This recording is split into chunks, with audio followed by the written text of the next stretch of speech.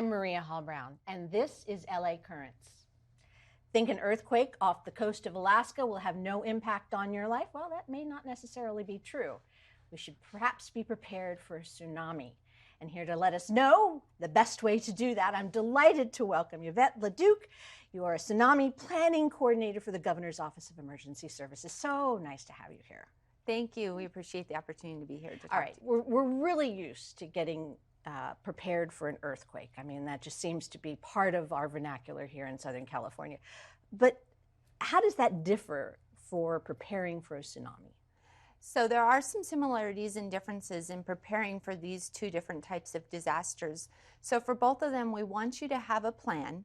Have a plan for yourself, for your family, for your pets, and then also get prepared, have a preparedness kit, have the types of items that you would need to grab and go should you need to evacuate due to a tsunami. So in saying that, that is one of the major differences between preparing for an earthquake and preparing for a tsunami. For the earthquake, you do your drop, cover, hold on, and we want you to stay as close to where you are. Right. For a tsunami, we want you to be prepared to evacuate. And there's two different types of tsunamis. We have what we call our near source tsunamis, which are tsunamis that are happening close to where you're located, and our distant source tsunamis. For a near source tsunami, if you feel the ground shaking, we want you to stay where you are while the strong shaking is occurring so that you don't fall down. Okay. But once that shaking stops, we want you to immediately evacuate inland and to high ground if possible. Because we don't know where that tsunami originated, it could potentially create, or we don't know where that earthquake originated, we don't know if that has the potential to create a tsunami. So we don't want you to wait around and wait to hear any instructions or information from local authorities. We want you to immediately be prepared to evacuate. And in doing that, you need to know where you're going to go. So there's different ways that you can do that. There's lots of information online. And then in many of our coastal communities, there's signage up. So if you're in one of the local communities, you can see actual signs that say tsunami evacuation route, and they have arrows pointing you which direction to go. So it's important during times like this, when there's not an emergency going on, to take notice of those signs when you're in the beach areas, see where they're pointing you, and just practice walking out. So that's an important thing in tsunami preparedness. That's definitely different from an earthquake, having to know what you need to do, what you need to take with you, and where you need to go if you need to evacuate.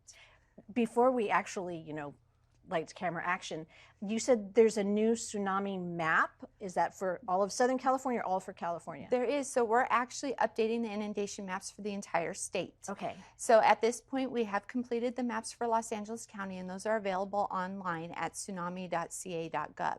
So you can go on there, you can take a look at the maps for your county or any of the coastal counties in California and see where that inundation area is. It shows the maximum inundation area, so that's a worst case scenario. But it kind of lets you see where you are, where you live, where you might work, where your kids go to school, where you shop, maybe where you recreate, where you visit the beach, and say, hey, I frequent this area. This is where I need to go to get outside of that inundation area if I ever, hear that a tsunami is occurring. And it's important to know that information so that you can be prepared ahead of time. As I said earlier, we're used to hearing the word earthquake, and tsunami is a little bit foreign to us, even though the fact that we, live in a coastal environment. I guess the question is have tsunamis hit this area, and what are the chances of a tsunami hitting this area? It's just not something. I know we were talking about, March of 1964, huge earthquake off the coast of Alaska, did in fact impact Southern California, and in particular Crescent City, but you said even in 2011. Correct. There was an earthquake that happened off the coast of Japan in 2011. It was the Tohoku tsunami, which created massive inundation over in Japan. However, tsunamis can travel across the Pacific Ocean. They travel about the speed of a jet plane, so about 500 miles an hour. So think about the time it would take for you to fly from Japan to California. That's about the time it would take for the tsunami to arrive. And it actually did cause about $100 million damage to the California coast, mostly impacting Northern California. Crescent City was the most significantly damaged community from that event, but we had damage mostly to our port and harbor areas all up and down the California coast. So what causes a tsunami? I mean, we say earthquake in the ocean, but there's a couple ways a tsunami They can be can. made. So they can be generated from an earthquake. They can also be generated from a landslide. For instance, in the Los Angeles area, we have the Palos Verdes Peninsula area, and there is the potential, if there is a large landslide in that area, that it could generate a local tsunami. So basically, what causes the tsunami is if a large chunk of earth, so to speak, were to drop off and cause a displacement in the water in that area, that large displacement of water could generate a tsunami that could then travel onshore and impact our coastal areas. Are there visual signs of a tsunami? I mean, I think we've all seen the big, huge disaster films in which, Right. the water goes out 6 miles and the next thing you know, it's coming at you the size of a big, huge building. But I'm sure in the real world, it looks a little different. It does. And so one of the things that you can watch for is if there's an unusual drawdown of water. So if you see water receding back and it's exposing a large section of the ocean floor, that would be a cue that a tsunami could be coming. And that would be what we call one of kind of the natural signs that you'd want to watch for. And you would want to leave the coastal area if you were to see that. And then there's some other factors too. Sometimes you hear kind of an unusual sound in the water, kind of like a roar, we call it. So if you hear something unusual or see something unusual or you feel strong shaking, those are what we call kind of your natural signs that you need to get away from the water. So we tell people immediately get away and then turn on your phone or your television or your radio and listen for some more information from local authorities. But we tell you to move away from the water first and then tune in and get more information. What's a good range to be away from the water? I mean, I'm sure elevation is the key here. So, the higher you get, the safer you are. But is there kind of a get 10 miles away from the water, get 5 miles away from the water? Yeah, and so unfortunately the answer to that question is it depends. Okay. So it depends on the size of the event. And that's one of the critical factors that we say, hey, make sure that you are informed, make sure that you are aware of where that maximum evacuation line is, because if you get beyond that point, you're going to be safe, no matter if it's a small tsunami or a large maximum phase tsunami, which is very rare. But that's why it's also important to pay attention to that signage that's in your community. And we're also actually installing tsunami evacuation route kiosks in several of the beach communities. We have some actually in Hermosa Beach here in LA County, and hopefully want to add some more soon. So those maps actually show the routes that local officials have determined is the best and safest way for people to get out of the area. So if you're at the beach, if you happen to be in Hermosa Beach, take a look at those. And there's actually 5 of them there at 5 different locations, and they have specific routes for those locations. So you can take a look and see what that preferred safest route is for you to get out. And it also shows a location for where they want you to go. And that's important to know as well, because then that's an area where you can go to get more information. And so for those of you who are in other parts of LA County that may not have that information available yet, pay attention to the signage that's in your community, the arrows that will point you in the direction that local officials would like for you to go to safely evacuate out of the area. So if you're on the beach and you happen to feel shaking or hear an unusual sound in the ocean or see that extreme exceeding motion of the water, just grab your stuff and walk away as fast as you possibly can away from the water, and just keep going until you reach, beyond. In addition to the route signs, there's also signs that show like entering and leaving tsunami hazard areas. Okay. So if you get to that sign where it says leaving, then hey, I'm past where that maximum inundation point is going to be for the area that I'm in.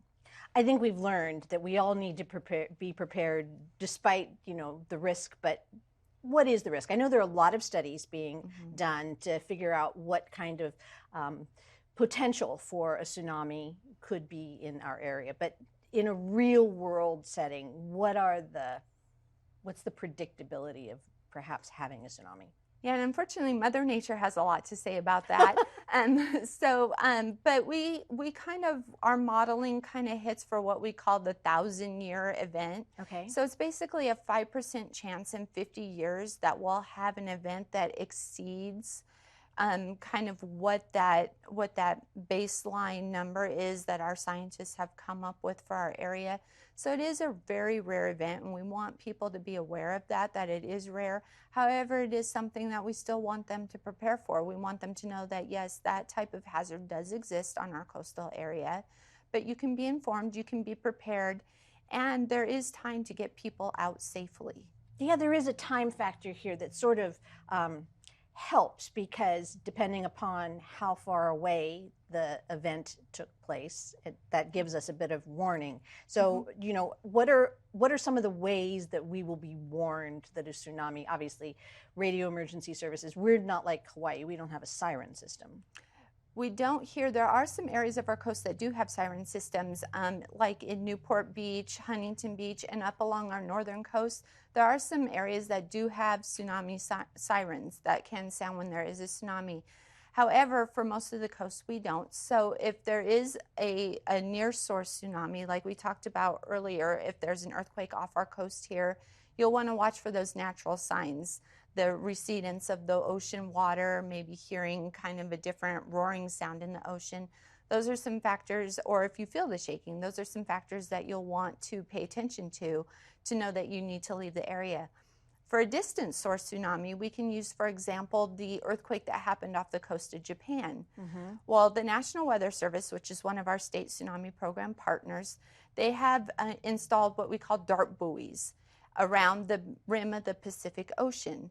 So once an earthquake occurs, those buoys are armed with sensors that go all the way to the bottom of the ocean floor. They can sense when there's a change in pressure in the ocean water. They then send that information up to a little transmitter that's on the buoy, which then sends that information to the National Tsunami Warning Center, which is located in Palmer, Alaska. They then collect that data. So as the tsunami then moves across the ocean, it's hitting those dart buoys. And those buoys are then sending that data to the Tsunami Warning Center. They collect that data, and that's how they determine what impact is going to be to our coast here in California. So that data is then sent from the National Tsunami Warning Center to us here in California. And our science partners with the California Geological Survey partner with our National Weather Service Office warning coordination meteorologists here in California. They have a calculation that they run that takes into a factor the size of the earthquake that occurred, and also conditions that exist, tidal conditions and different things that exist at that moment when that incident's occurring, and they can determine what that run-up's going to be. And with that information, then we send that out to our local program partners, which are our coastal emergency managers that partner with us in the tsunami program, and we tell them, hey, based on all the factors that exist right now, this is the inundation that you can expect to see in your area. They can then take that information and determine who they need to evacuate. Wow. And so we all work together, the international, the national, the state, and the local level.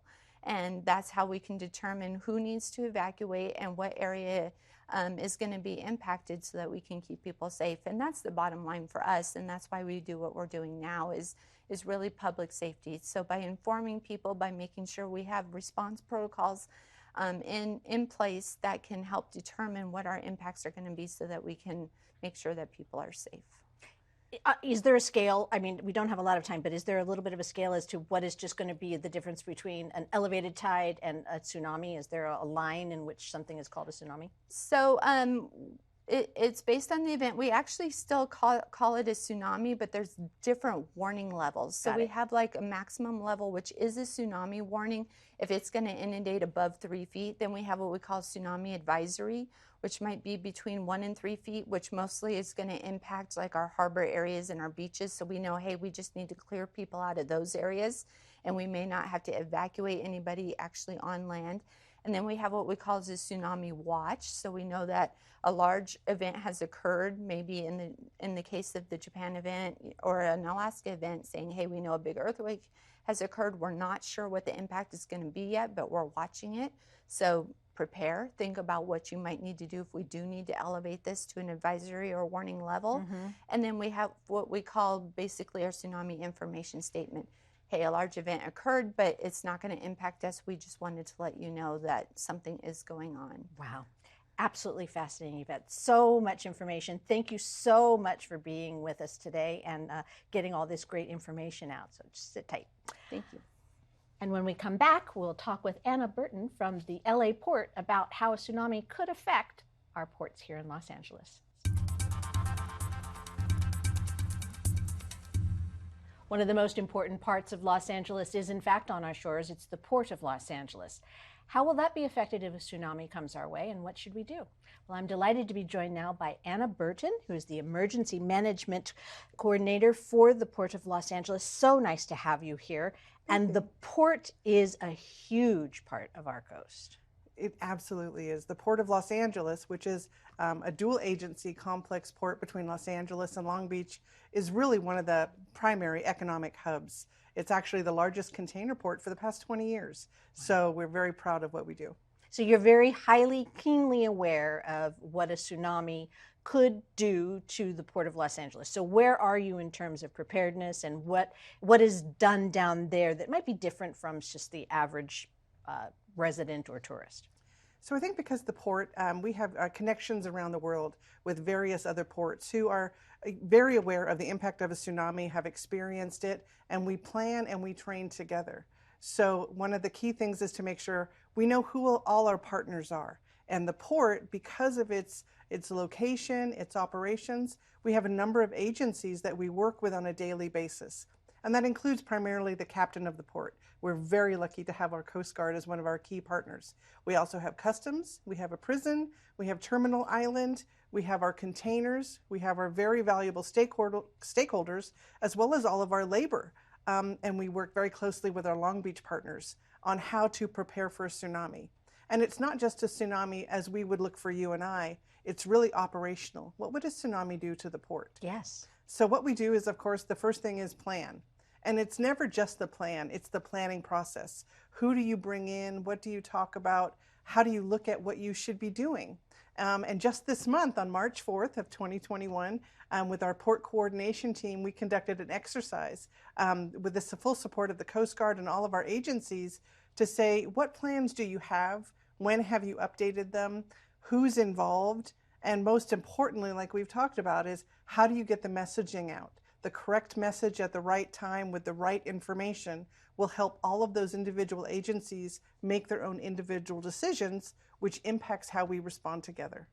So in terms of the port, in terms of what would be affected, it doesn't take that much, I would imagine. Like, it wouldn't take a major event necessarily to, put all these things into place, because the port is such a critical component of not just Los Angeles, but of the entire world and the United States in terms of its economy. So what worries you down there? What is the size of an event that worries the LA port, and make sure that you are right there ready to work it out?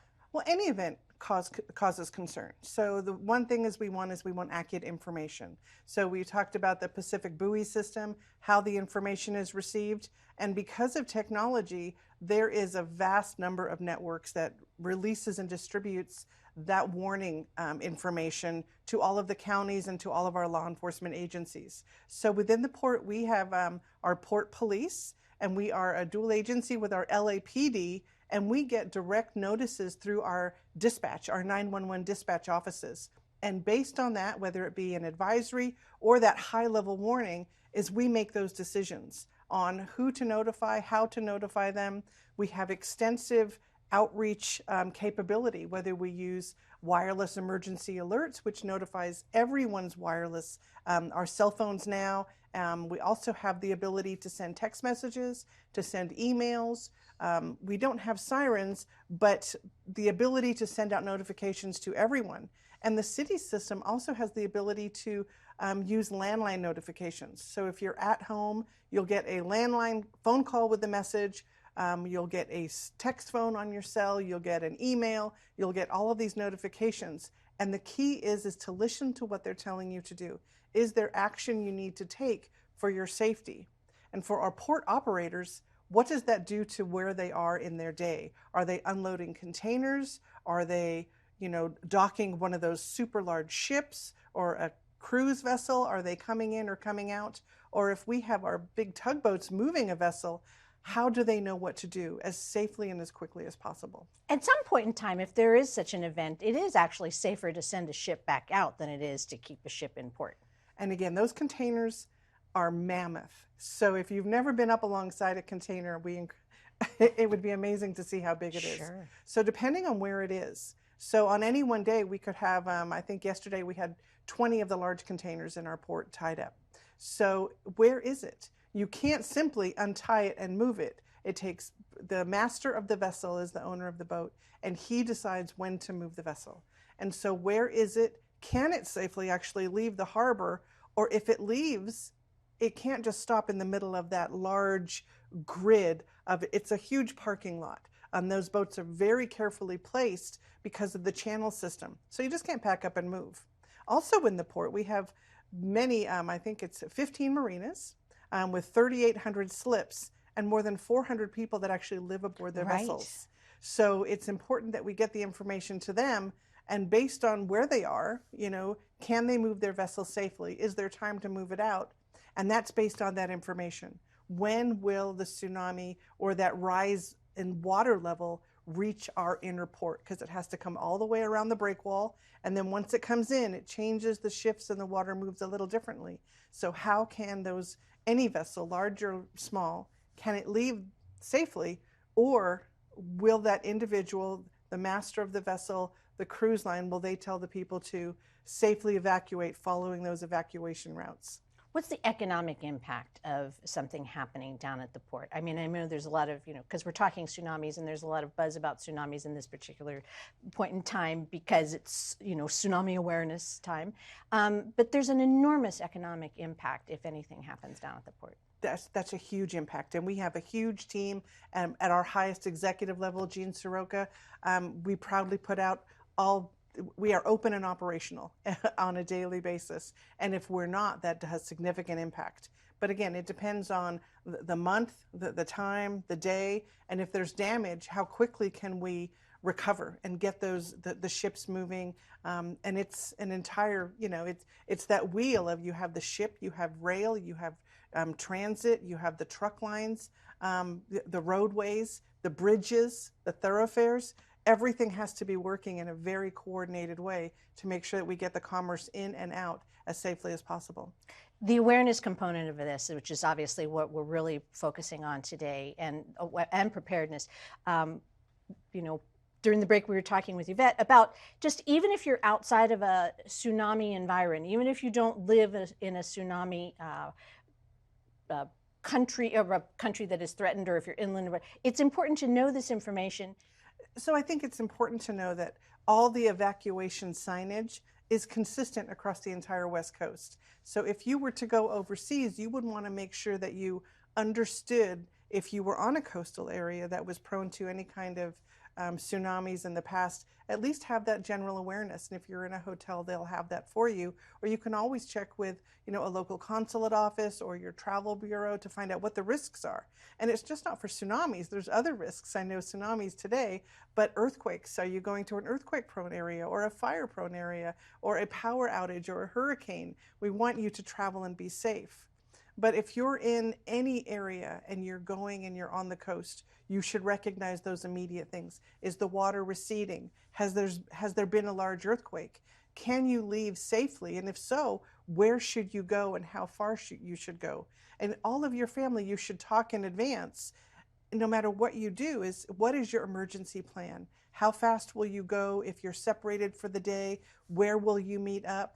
No different than you would here if your family is separated during the day. What is your family emergency plan? And who would you contact to say that you're safe once you've reached your destination? Right. So it's very important that even if you're living in Pasadena, if you're going down to Hermosa, you should actually really understand, you know, where you are and what you're doing at that time. Yes. One of the things about having the port there is there's a lot of studies going on about where the risks are, where the damage could come from, or excuse me, where the event could come from and the damage it could have. So how keen is the port on making adjustments based on information coming in from scientific surveys, et cetera? Well, our engineering team for the port has recently completed a sea level rise study, and they've released a report. And that report actually itemizes and details a 25, 50, and 100 year. So at 2030, 2050, and at year 2100, they have predicted impact to what the port will be based on sea level rise science data. And that includes not just our economics, but what will our policies be? How will that affect infrastructure? How are we going to continue our development through a variety of mitigation factors? And that includes both our communities, our port, our birds, and our natural habitat. We want to make sure that as we continue to develop, we take all of that into account and build and sustain in the safest way using the scientific and sea level rise data for the port's best interest. So the port changes constantly in terms of its obviously the Terminal Island Bridge just got finished, et cetera, but it's constantly being looked at, renovated, adjusted based on science and data. Yes, and so with the development, as we have to support the increased movement of the container ships and the economic, all of the different movement that happens in the port. It's a very complex area. And so when we budget for the future, we have an extensive engineering department that works with our planning department, that works with our trade development, to make sure that we have enough funds to mitigate the risk as well as do whatever expansion and then sustain what we have. So it's a never-ending budgetary planning process that those teams go through together. When was the last time the port was actually affected by a tsunami type event? Well, coincidentally, we had an event in New Zealand a couple weeks ago. Right. On March 3rd, actually just an hour after we concluded our exercise I mentioned. And so we had noticed that there was an earthquake that they were evaluating and assessing to see if there was going to be a risk. And so with that, they collected the information, we notified all of our partners, and we maintained awareness of the data until we found out that it was not going to impact the West Coast. So we're always aware that it's a risk, that it could happen at any time. So we have to make sure that we're current and all of our communication forms are ready to go. And this has been such an amazing education for me because we were also talking about a tsunami is not a tidal wave. It is not, and the scientists will tell you, it has nothing to do with the tides. It is a displacement of water. So as the water comes in and we rise, from the visuals that we saw in Japan many years ago, it was not a wave that came in. It was a rise in water that moved and took over the land in those inundation areas in Japan.